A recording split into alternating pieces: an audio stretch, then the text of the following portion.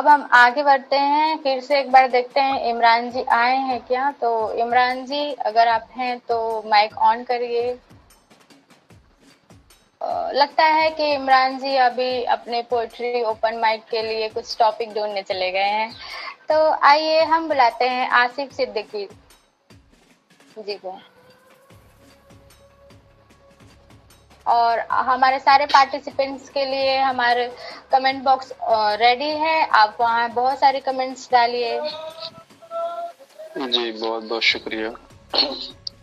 जैसा कि हर बार best better together महफिल सजाता है, इस बार भी बस मैं चंद कतार से आवाज करूंगा, वक्त ज़ाया ना करते हुए कि इश्क में चूर होके देखेंगे,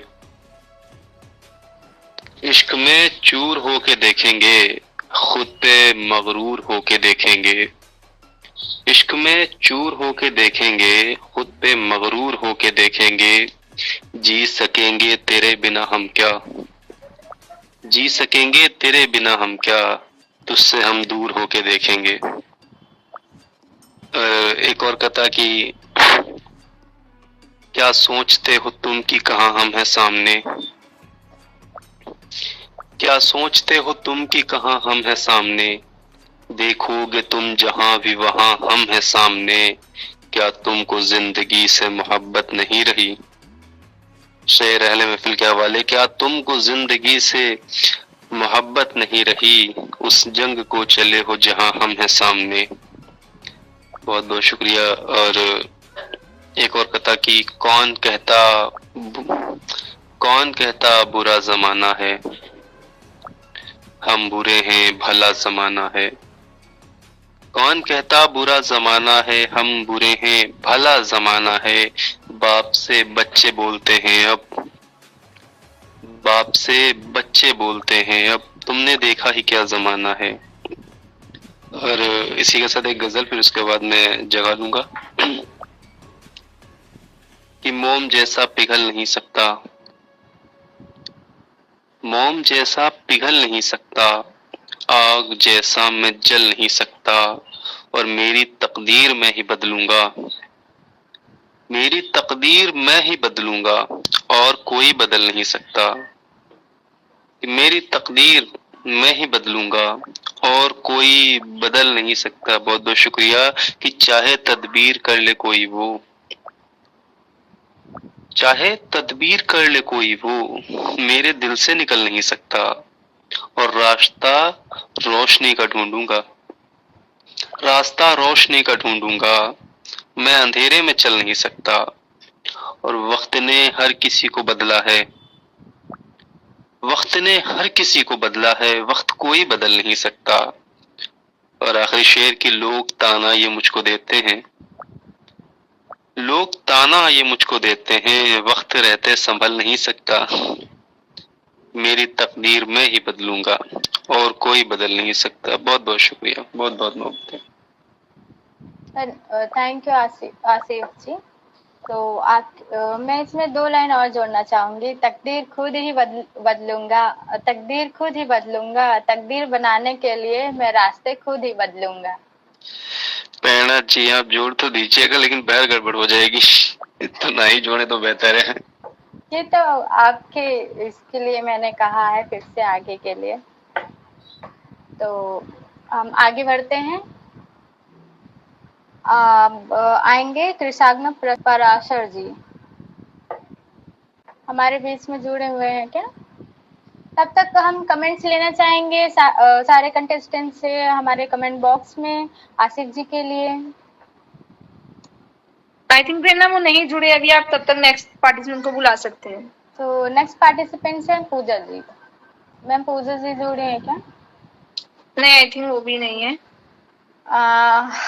तो यस जी आपकी बारी फिर से आ चुकी है। तो एक बार फिर से नमस्कार सभी को। मेरी जो ये आज की कविता है, ये मेरे उस दोस्त के लिए है जो शहर छोड़ चुका है। तो ये ऐसे है कि जब यादों का बक्सा खोलूं तो वो दोस्त बहुत याद आता है, गुजरे पल को सोचूं तो वो दोस्त बहुत याद आता है, खाने का डब्बा खोलूं तो वो दोस्त बहुत याद आता है। जब देर रातों में जागूं तो वो दोस्त बहुत याद आता है। शहर में अकेला घूमूं तो वो दोस्त बहुत याद आता है। जब पीछे मुड़ के देखूं तो वो दोस्त बहुत याद आता है। जब नुक्कड़ पर अकेला बैठूं तो वो दोस्त बहुत याद आता है। जब अकेले घाटों पर घूमूं तो वो दोस्त बहुत याद आता है। जब भी किसी से मिलता हूँ जिक्र उसका आ जाता है। जाने कौन सी नगरी में वो यार कमाने जाता है। अब हर रोज अ, हर रोज वो बहुत याद आता है। वो दोस्त बहुत याद आता है। वो दोस्त बहुत याद आता है। शुक्रिया। जी, दोस्त तो सभी प्यारे होते हैं। यस जी। हम्म। मीनू जी, आप कुछ कहना चाहेंगे? जी, यही है कि सच में दोस्त जो होते हैं, जो मतलब लाइफ में एक बार जो दोस्ती ऐसा रिश्ता है जो हम खुद बनाते हैं। बाकी रिश्ते भगवान बना के भेजते हैं, एक दोस्ती का ऐसा रिश्ता है जो हम लोग खुद चुनते हैं अपने अच्छे दोस्त को। वाकई अच्छा दोस्त हो जिसने साथ दिया हो लाइफ में, तो वो हमेशा याद रहते हैं। तो बहुत अच्छा राइटअप था आपका यश, वेरी नाइस। शुक्रिया मैम, शुक्रिया। मैं भी 2-3 लाइन इसमें कहना चाहूंगी। सच्चे दोस्तों को हमारे दुखों की पहचान होती है, तभी तो इस जमाने में दोस्ती महान होती है। बहुत अच्छा। चलिए अब हम आगे बढ़ते हैं। है क्या हमारे बीच? नहीं, आई थिंक अरुण भी अभी तक ज्वाइन नहीं हुए। तो हम बुलाना चाहेंगे तालियों के साथ सरिता महिवाल जी को। तो सब तालियों से स्वागत करें इनके लिए। प्रणाम। और आप सभी को मतलब मेरी तरफ से बहुत बहुत प्यार भरा नमस्कार।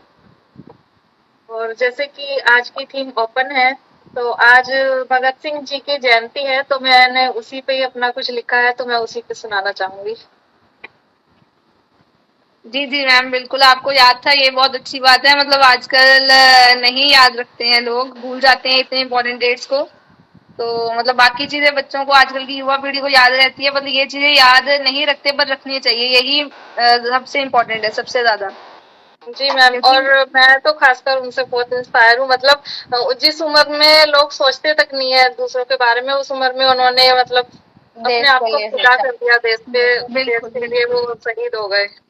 जी बिल्कुल बिल्कुल। हाँ जी, आज तो मतलब अच्छा लगेगा। शुरू कीजिए। हाँ जी, आप बिल्कुल शुरू करूं? जी बिल्कुल। सोचा नहीं खुद के बारे में उसने ऐसा कमाल किया। सोचा नहीं खुद के बारे में उसने ऐसा कमाल किया। जन्म था जिस धरती पर पाया, उस धरती को भगत ने निहाल किया। 12 वर्ष की छोटी उम्र में उसने जलिया की घटना थी देखी। 12 वर्ष की छोटी उम्र में उसने जलिया की घटना थी देखी। खून खोल गया था नस नस नस में, शत्रु को मारने का संकल्प किया। आंखों में थे आजादी के सपने, आंखों में थे आजादी के सपने, दिन रात फिर उसने एक किया। काटू कैसे भारत माँ की तन की जंजीरें, हर पल बस यही विचार किया। बहरी हो चुकी राज सत्ता को एक धमाके से जोड़ दिया। बहरी हो चुकी राज सत्ता को एक धमाके से जोड़ दिया।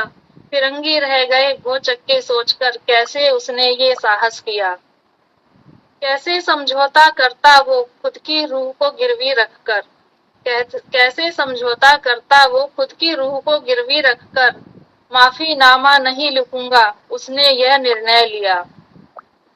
माँ की आंखों में था सपना, सिर पर सजे बेटे के सहरा। माँ की आंखों में था सपना, सिर पर सजे बेटे के सहरा। पर बेटे ने दुल्हन के रूप में मृत्यु का था वरण किया। हंसते हंसते चूम लिया उसने फांसी के फंदे को। हंसते हंसते चूम लिया उसने फांसी के फंदे को। अमर हो गया धरती का लाल, इस धरा की कहानी को अमर किया। अमर हो गया धरती का लाल, इस धरा की कहानी को अमर किया। साथ ही आप सबको भी सरदार भगत सिंह जी की जयंती पर बहुत बहुत शुभकामनाएं। धन्यवाद। Thank you Sarita ji. Thank you ma'am, बहुत अच्छी कविता थी आपकी।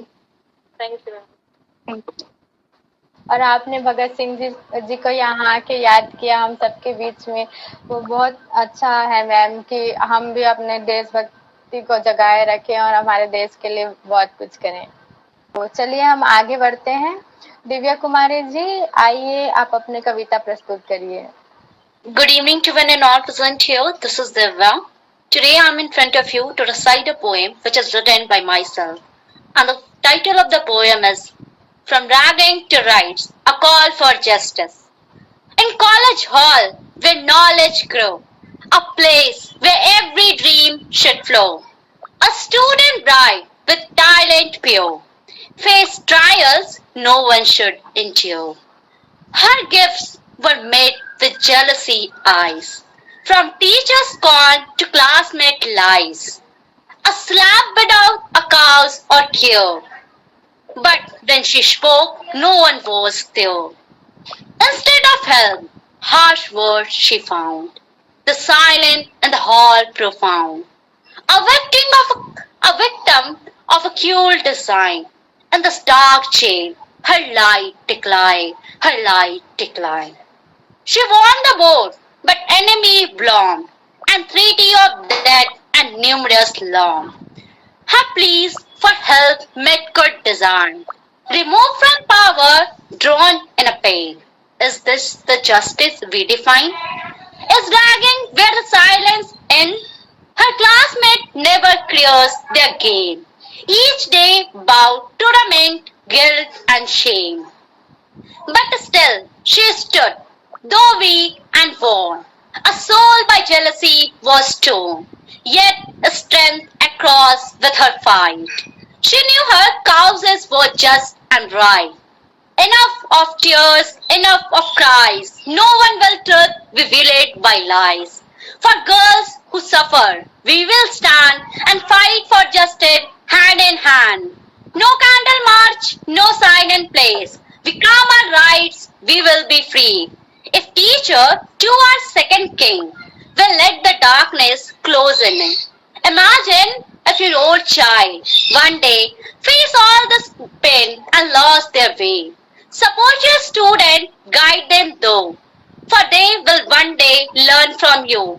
Enough of wrong, enough of fear. We stand united, voice clear. As an author, we will fight for the rights. For every girl deserve her life.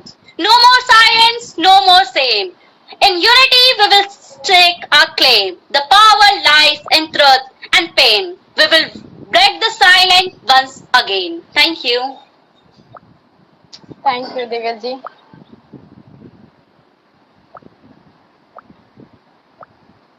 So for the justice, we have to hold each other's hand and take our strength to become particularly capable for fighting our justice.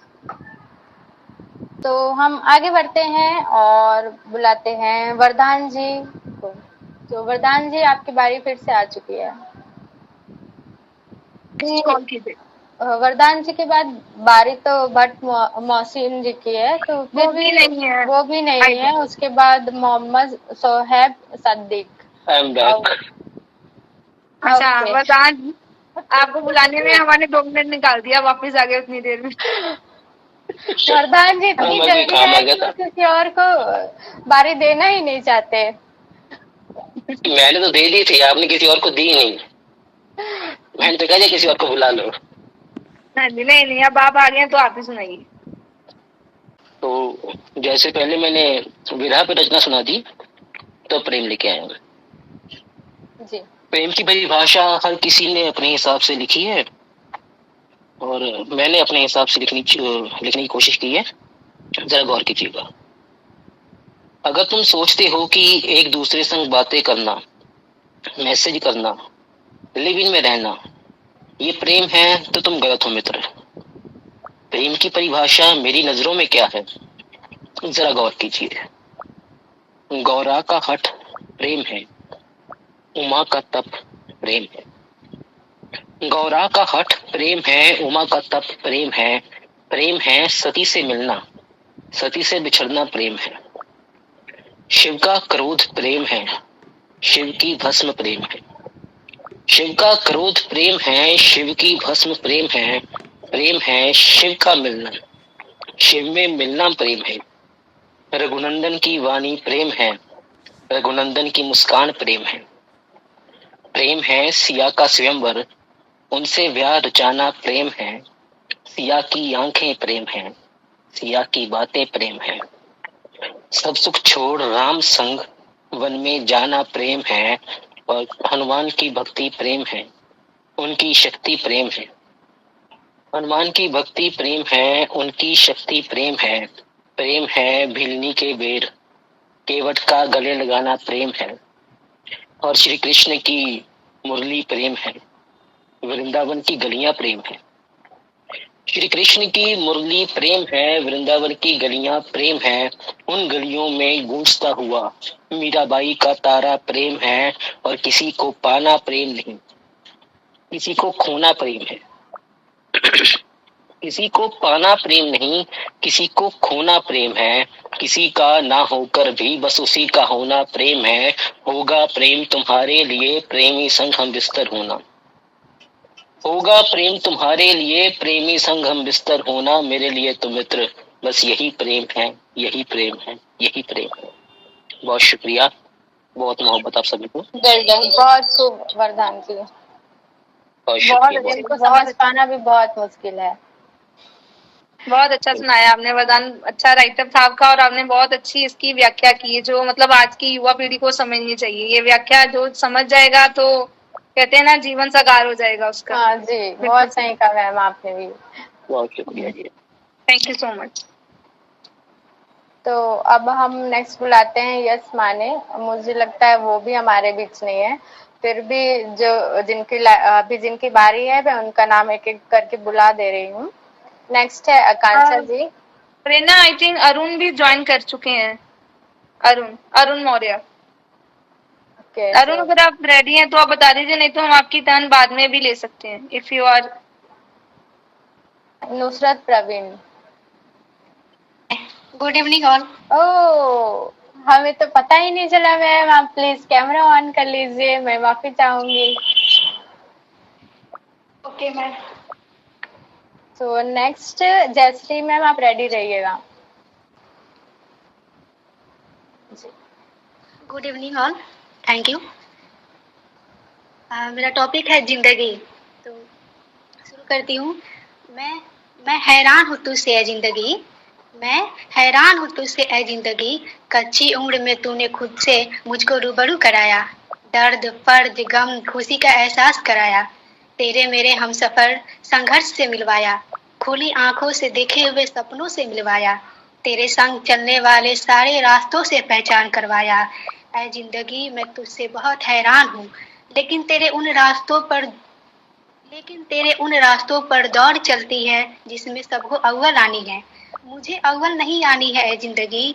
मेरी ख्वाहिशें बहुत बड़ी नहीं है जिंदगी, मेरी ख्वाहिशें बहुत बड़ी नहीं है ऐ जिंदगी। तू बस मुझ पे थोड़ी रहम फरमा दे, थोड़ी राहत दिलवा दे, थोड़ी बेफिक्री से मिलवा दे, थोड़े आंसू रुकवा दे, थोड़े मेरे हक में साथ दे दे, थोड़ी आसानी फरमा दे, थोड़ी खुशनुमा पल की उम्मीद ला दे, थोड़ी खुशनुमा पल की उम्मीद ला दे। इस अंधेरी भरी कमरे में हल्की रोशनी ला दे। न दर्द मिट रहे हैं, न फर्ज पूरे हो रहे हैं। मैं परेशान हूँ तुझसे ऐ जिंदगी, मैं हैरान हूँ तुझसे ऐ जिंदगी। किस तरह तेरे उन रास्तों पे चलने हैं मुझे अब एहसास हुए हैं। किस तरह तेरे उन रास्तों पे चलने हैं मुझे अब एहसास हुए हैं। कुछ हसरतें पूरी करने चले हैं, बस तू थोड़े ठहर जा, बस तू थोड़े ठहर जा, पूरे वक्त को तू निगल जा। कहते हैं मामलात जब हमारे हक में नहीं होते, उससे बेहतर हमारे इंतजार में होते हैं। कहते हैं मामलात जब हमारे हक में नहीं होते, उससे बेहतर हमारे इंतजार में होते हैं। जब हमारी मुश्किलें इतनी हैं तो हमारे इंतजार में थोड़ी सब्र ला दे। तुझसे मोहब्बत भी है ऐ जिंदगी, बस माँ बाप की तकलीफें नहीं देखी जाती। मैं हैरान हूँ तुझसे ऐ जिंदगी, मैं परेशान हूँ तुझसे ऐ जिंदगी। Thank you so much. Thank you ma'am. Meenu ma'am, आप कुछ कहना चाहेंगे? तब तक कमेंट यही कहूंगी कि बहुत अच्छी कविता थी मैम आपकी। आई थिंक आप फर्स्ट टाइम हमारे बीबीटी के साथ जुड़े हैं, right? Yes ma'am, yes ma'am. हाँ जी, बहुत अच्छी कविता थी और बहुत अच्छा सुनाया आपने। तो ऐसे ही जुड़ते रहिएगा बीबीटी के साथ। हमारे ऐसे ही ओपन माइक्स होते हैं मंथ के अंदर, तो अच्छा लगेगा हमें आगे भी आपको सुनकर। Yes ma'am, yes ma'am. हमें भी बहुत अच्छी लगी ये कम्युनिटी देखकर। और मैं फर्स्ट टाइम मैं लिखी भी हूँ, मतलब लिखती हूँ लेकिन अब बहुत टाइम से छोड़ चुकी थी, 1 साल बाद लिखी हूँ। तो नहीं नहीं, लिखते रहिए, ये तो आपकी कला है, इसको क्यों छोड़ना। बाकी जीवन में तो चलता जाएगा, बट जब भी समय मिले अपना लिखते रहिए। बहुत अच्छा लिखा आपने। यस, बहुत अच्छा लिखा मैम आपने। तो चलिए आगे बढ़ते हैं। जयश्री मैम, आप आइए, अपनी कविता प्रस्तुत करिए। मैम तो है मैम, आवाज आ रही है हमारी आपको? प्रेरणा, कोई इशू नहीं, संचिता को बुलाइए, उसके बाद मैम को ले लेते हैं। संचिता है। तो संचिता आ जाइए आप। संचिता प्लीज वेलकम। तालियों से स्वागत करिए। थैंक यू मुझे यहाँ पे परफॉर्मेंस करने की देने के लिए। तो मेरा लैंग्वेज प्रॉब्लम थोड़ा सा है, तो अरे नहीं, कोई बात नहीं। हमारा भारत है ही विविधता में एकता का प्रतीक। अलग अलग भाषाएं हैं इस भारत में, तो सबकी समझ आती, चाहे वो हमें ना भी आती है तो प्रेम की भाषा तो समझ आती है ना हमें। तो इसीलिए तो मैंने कुछ लिखा है। एक तरफा प्यार मुझे बहुत अच्छा लगता है, क्योंकि उसमें कुछ उम्मीद नहीं होती है कि वो मिलेगा कि नहीं मिलेगा। तो मुझे एक तरफा प्यार सबसे बेस्ट लगता है, क्योंकि मिलेगा नहीं फिर भी उसे करना एक बहुत इंटेंशन की बात होती है। तो मैंने उसके ऊपर ही कुछ लिखा है। ठीक है जी जी, बिल्कुल बिल्कुल, शुरू कीजिए आप। हाँ, मैंने मोहब्बत की थी उनके तसव्वुर से। वो जब भी कहते थे बरसात की बूंद पसंद है, मैं हर बार बूंदों में खुद को भिगो लेती थी उन्हें महसूस करके। हाँ, मेरा एक तरफा प्यार था सिर्फ उनके लिए। वो जब भी आते थे नजरों के दर्पण में तपिश दे जाते थे आंखों के पंखुड़ियों में। माना कि वो खालिक में मेरे नहीं है, फिर भी ये गुफ्तगू आंखें अपने नशे मन में कर ही लेते थे। हाँ, मेरा एक तरफा प्यार था सिर्फ उनके लिए। ये उनका लड़कियों को देखकर अनदेखा कर देना, मानो अपने आप को उनका मानने का मन करता है। ये उनका मेरी तरफ बस एक बार देखना, जैसे रेगिस्तान में पानी बरसना। हाँ, मेरा एक तरफा प्यार था सिर्फ उनके लिए। आज भी रुखसार पर सिंगार करते हैं उनके लिए हर सुबह। काश तसाफी किसी बहाने से मिल जाए इन आंखों के दरमिया। हाँ, खामोश रहते हैं उनके सिर्फ सुनने को, पर दिन के तराजू में मेरे लिए उनके पास कोई शब्द ही नहीं है। देन मैंने और एक लिखा है जो चेहरे पर है, मतलब ये एक्चुअली स्टोरी टेलिंग जैसे लिखा है। ये एक चेहरे पे हमने अपनी जिंदगी रुसवा की है, जब भी उन्हें देखते थे सुकून हर बार पा लेते हैं। उन्हें पाने की कोशिश है कभी भी नहीं की है हमने अपने दिल को पिंजरों में कैद जो करके रखा है। घर की बड़ी बेटी हूँ मैं, जिम्मेदारी मुझ में है। ये बहते हुए जज्बातों से डर लगता है।